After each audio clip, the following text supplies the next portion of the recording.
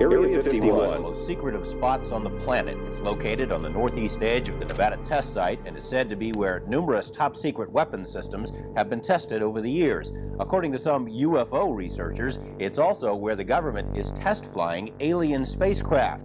It sounds pretty far out, but some Las Vegas residents report having seen these flying saucers. A local scientist who says he worked at Groom Lake and saw the saucers joins us in tonight's interview. He has asked that his identity be shielded. Sir, how do we know you are who you say you are and that you actually have knowledge about what's going on at Groom Lake? Well, I guess there's no way you could really know.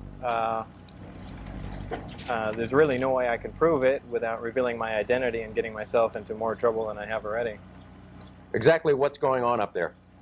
Well, there's several, actually 9 flying saucers, flying discs that are out there of extraterrestrial origin, and they're being test flown and basically just analyzed.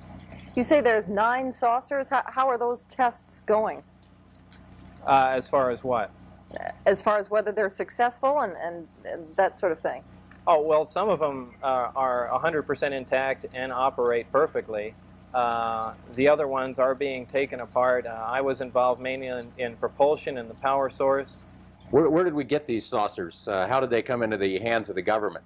I haven't the slightest idea, and you have to understand the information is very compartmentalized, and I was only allowed information that pertained particularly to what I was involved in. But I mean, couldn't our government have made them as opposed to getting them from some alien beings? Totally impossible. The propulsion system is a gravity propulsion system. The power source is an antimatter reactor. This technology does not exist at all.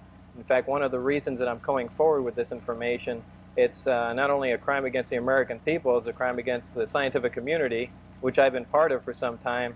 We're actively trying to duplicate these systems, yet they are in existence now and basically in the hands of the government. What would happen to you if the government learned that you were giving us this information? Anything could happen. I don't know. I haven't the slightest idea. Well, you said you referred to getting into trouble. Have you had some repercussions already? Yeah, I've been threatened with being charged with espionage. I've had my life threatened by them, my wife's life threatened by them, and I mean, I don't know where else you can go from there. Well, we want to thank you for joining us. It's pretty interesting stuff you've got to say. Thank you. Thank you, sir. Well, more news in just a moment. Now, first we go to Dan Rather in Beijing for a look ahead at the CBS Evening News. CBS Evening News from China. We'll have extensive coverage of Mikhail Gorbachev.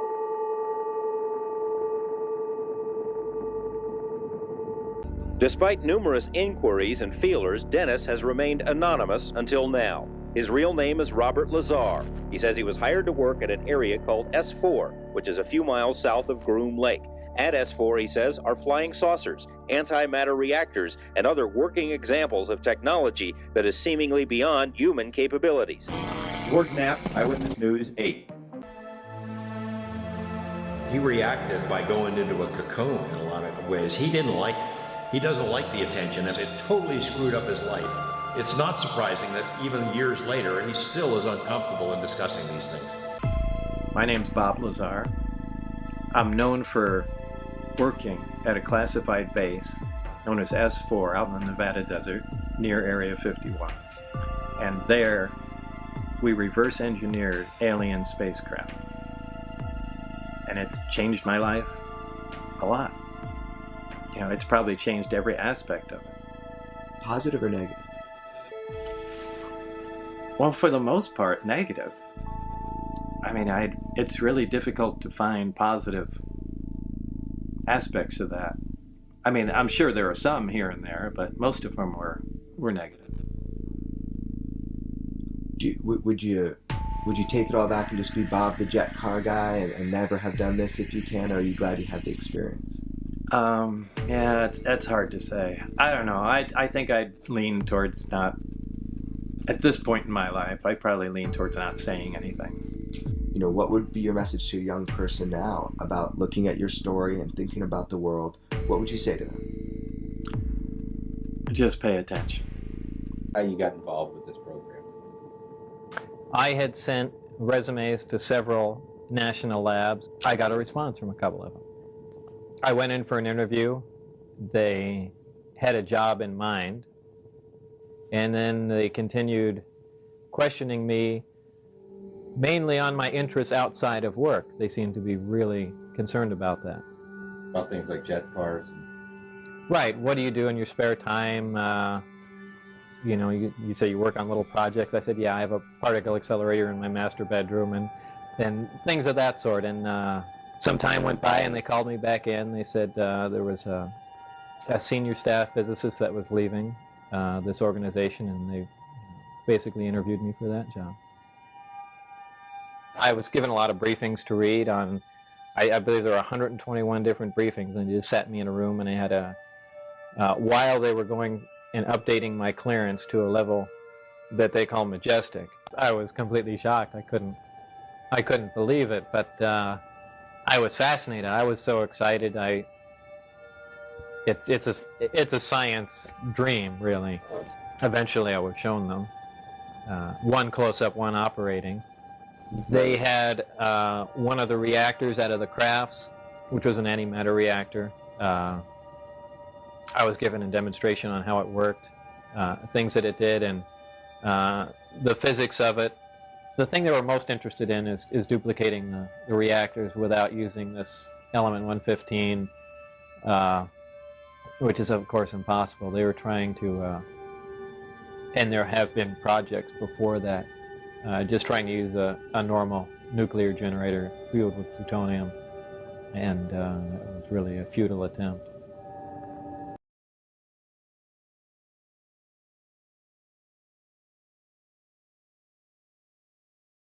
I spent the 8 months between May and November trying to verify Bob's background to see if we could solidify the case, to see if we could find out if he was telling the truth. And then the plan was to unleash it in November, which is what we did. It was the highest rated news series we've ever done.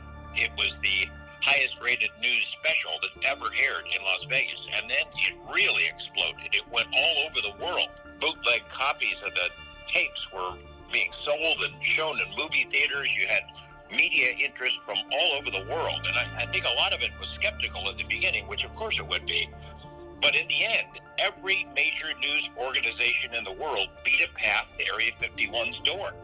It put Area 51 on the map. It's now known all over the world. Even though Lazar worked at S4, Area 51 is the term that the public knows. So it was huge. It was huge then, it's huge now.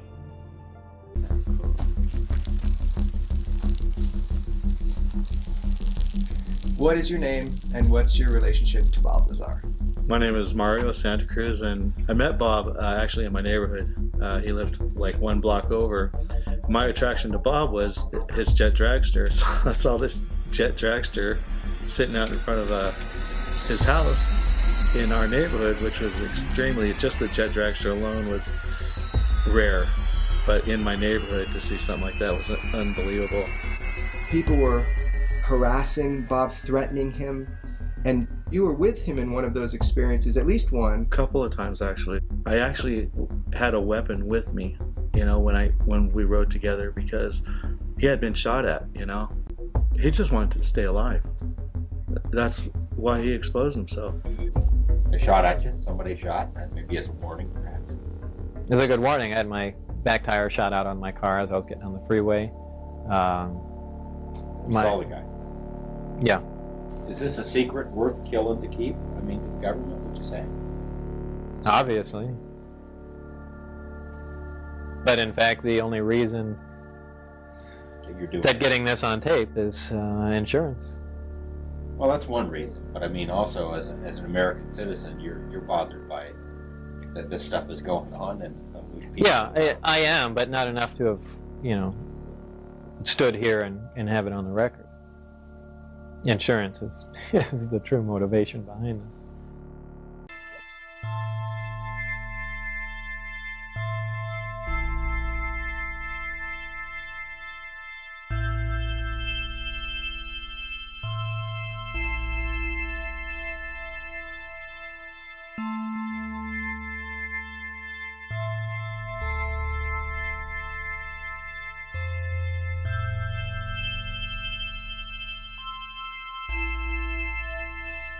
So here I am, and I'm watching you do your work. When people don't know you, it's so easy for them to just make shit up about you and to dehumanize you. How simple that is to do. The fact that somebody would say you're not a scientist. I mean, all I've ever done is science-related stuff my entire life. So, I don't know, I guess the point is, do I really care what people I don't know think? And probably to some extent I do, but I don't dwell on it.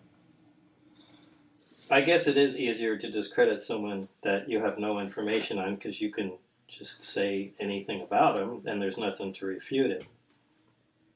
I mean, I feel privileged I got to work in it, so in some respects I shouldn't be allowed to complain. I've given the example of transporting a small modern-day portable nuclear reactor back into Victorian times and giving it to the scientists there. Well, back in that time, they didn't even know about radiation. So they'd see a machine making power, kind of like what we're doing, and marvel at it. Wow, it's producing a lot of power. There's no smokestack, there's no coal, there's no fuel. How is this thing working? And they start taking it apart. Well, they'll all die as soon as they get close to the core. People that come in to check on them will all die. And no one knows, nothing touched them. So they're going to think it's haunted or something. There's some evil forces or something in there. But, I mean, who says that can't happen to us? The first time Barry showed me the reactor in operation, here it is on the bench. And he said, try and touch the sphere on top. And you couldn't. Your hand was pushed away. Just like, two light poles of a magnet. It's the exact same feeling. But there was no metal involved. And that's shocking. That's really shocking, because nothing does that. That's an operating, powerful force field. So just seeing something like that immediately starts that whole chain reaction in your mind going, wow, wait, if you can do this, there can be force fields on tanks. There can be things that lift off the ground. We don't need jet and rocket engines anymore. That means there's no use for cars. I mean, boom, the whole thing changes. The entire world, the economy, everything would go end on end just if we had an answer to how that machine worked that I was sitting there touching. It's not exactly the most fun job when you're there. Almost 3 decades later, the fear drops off and you're just left with the amazement and technology that you were exposed to. We have, an artifact here from another civilization. It really changes the way a lot of people think. We're all looking for an answer. Having physical proof is an awful big deal. You were telling people since 1989 that there was some sort of hand scanner. There was like a bone scanner, and you tried to describe it. You said you think it took measurements of the bone. There were these pegs. You put your hand on it. It's a small plate with some pins on it that you could put between your fingers. There's a bright light above it. The interesting thing is when you walk into the facility, or even to leave, they have a hand reader. I was told that it has to do something where it measures the bright light measures the bones in your finger. They're unique to each person. It sounds like something out of a TV show, but it's exactly the way it is. Man, I looked for that kind of thing all over the internet, never found anything. And then all of a sudden this article comes out and it says that at the Nellis Range, they were talking about the stealth program, there was indeed this hand scanner that was used in these secret programs, and they just admitted or announced it publicly. And there were some photos, and I just was interested. And so I never thought I'd see one of these again. But I tried to explain this to people so many times, and they either didn't believe me or say, yeah, I'm sure there is. And there it is. There it is. It's like a biometric thing for the hands, yeah? The beginnings of, I mean, it wasn't all that advanced back then, but yeah, that's it. This was the scanner used to get in to S4. And I tried to explain this to people so many times, that there was pins in, you stuck your hand, a light above, and it supposedly measured the length of the bones in your hand that, is unique in each individual. What does it feel like when these little things that you said become public and there's this tiny bit of vindication? It is. There's little moments of vindication, little pieces here and there that, little I told you so's. Checking out Lazar's credentials proved to be a difficult task. He says he earned degrees in physics and electronics, but the schools we contacted say they've never heard of him. He also said he worked as a physicist at Los Alamos National Lab, where he experimented with one of the world's largest particle beam accelerators, a half-mile-long behemoth capable of generating 700 million volts. Los Alamos officials told us they had no records of a Robert Lazar ever working there. They were either mistaken or were lying. A 1982 phone book from the lab lists Lazar right there among the other scientists and technicians. A 1982 clipping from the Los Alamos newspaper profiled Lazar and his interest in jet cars. It too mentioned his employment at the lab as a physicist. We called Los Alamos again. An exasperated official told us he still had no records on Lazar. EG&G, which is where Lazar says he was interviewed for the job at S4, also has no records. It's as if someone has made him disappear. They're doing a background investigation, and they're going to make a recommendation to the court what the sentence should be for his crimes. He tells them the same story, where he went to school, where he worked, S4, MIT, Caltech, all that. And they investigated. They were having the same problems that I was having. They couldn't verify a lot of this stuff. As a result of that, they were going to recommend, they did recommend that he do hard time, go to prison. Well, no, like I said, it was a terrible atmosphere to work in. But when you weigh that with what you're going to be around, and you basically go through anything. Yell at me, go ahead. When can we get back to the flying saucers? So. All right. So at what point, describe the evolution of your knowledge here? I mean, that you realize that this thing that you're working on came out of a flying saucer. Well, of course, I know that technology doesn't exist at all. Why? Well, it doesn't. Take my word for it. It's just technology that doesn't exist yet. I mean, you're talking about that science doesn't even know what gravity is, much less how to produce it or control it. And here is a device that's producing it and controlling it and using it as propulsion. So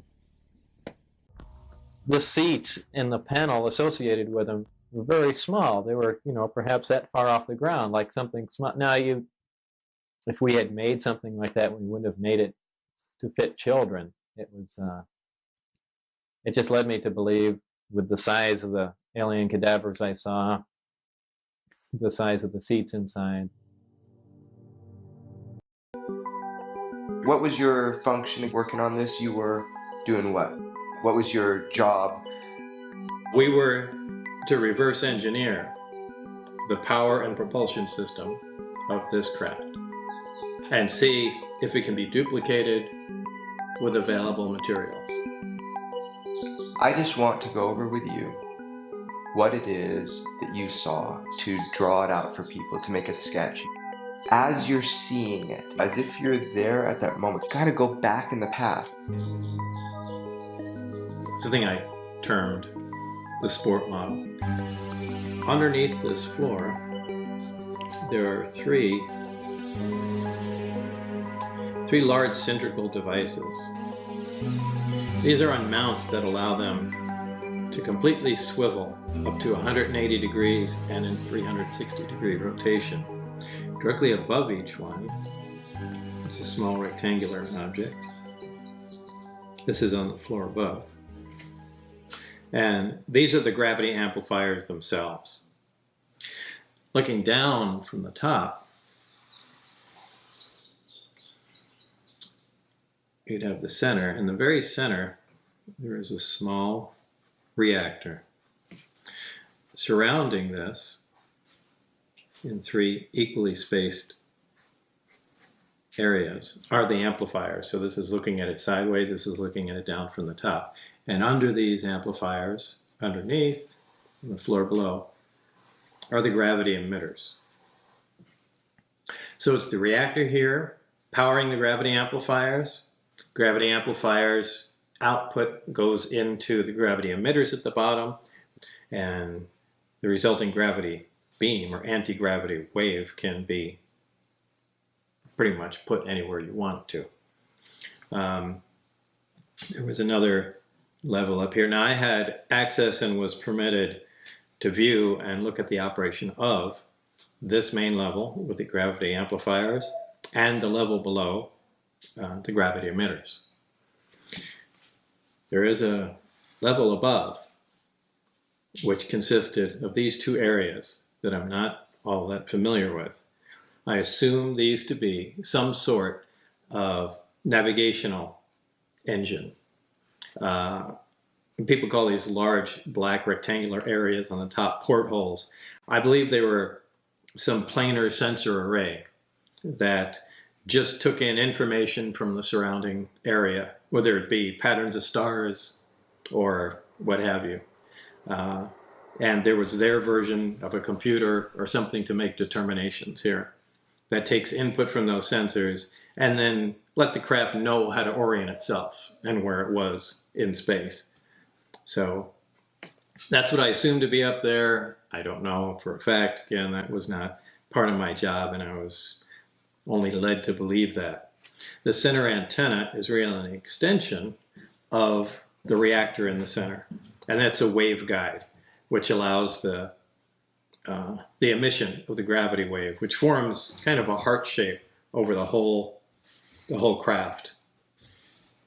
That's how it creates its distortion. These gravity emitters can be swung all the way up to 180 degrees. And this allows the craft to essentially stand on two of them and hover, while this one swings up and creates a distortion in front of it, allowing the craft to slide forward. So that's how their low power mode, Omicron configuration operate. The Delta configuration uses all three, and unlike science fiction movies where you see flying saucers just flying along like that, they actually fly belly first. The craft flies along, leaves the atmosphere of the planet, it turns its belly to the destination, the three amplifiers focus in on the destination, and that's how it proceeds.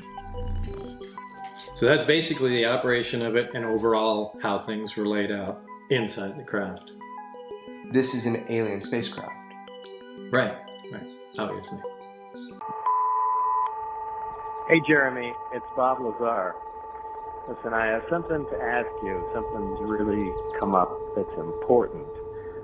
If you would text me and let me know when is a good time to call you. I don't want you to call me. I just need to run something by you. Okay? Thanks. Bye.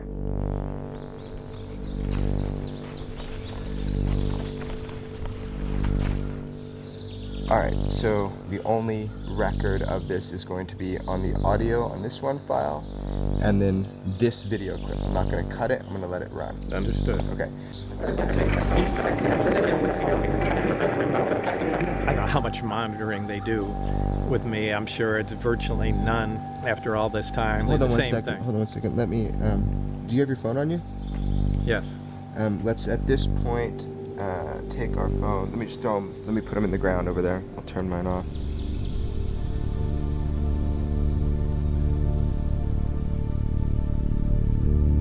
I mean, maybe this has been kept from us for a good reason. A lot of people agreed to keep this secret.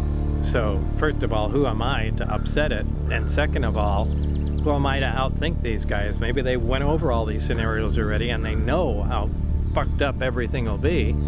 They came in and then they said, there'll be a few other people coming here. Just got a couple questions to ask you. In a short time, the street filled up with vehicles and the building completely filled with agents. It was really something else. Did they identify themselves initially as Yeah, FBI? it was FBI identified themselves, then came in state police and a few other agencies. I don't remember who, but there were a lot. An awful lot. I mean, obviously they're looking for something. Yeah. And what they said, they were looking for some paperwork, an old order from 2 years ago about a customer that, ordered some potentially toxic material, which they could have called for, but this was certainly way over the top.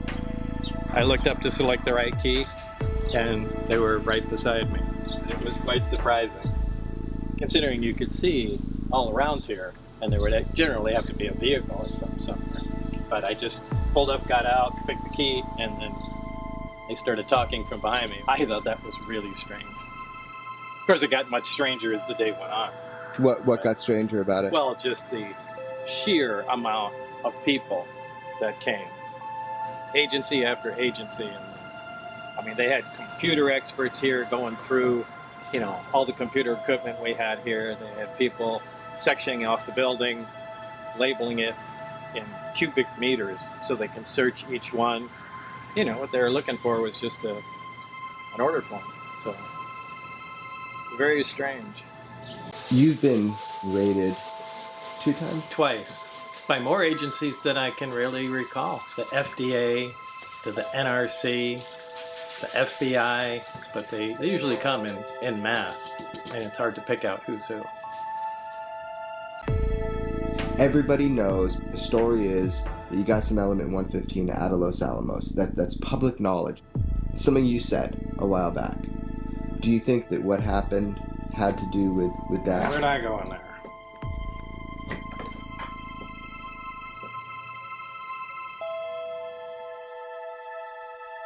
Are they trying to shake you down to find the 115 that you said 30 years ago that you got out of the lab? People are going to ask that. Yeah. So let's just address that. If you feel comfortable addressing it. No. Do you not feel comfortable addressing that? No, I don't feel comfortable addressing it.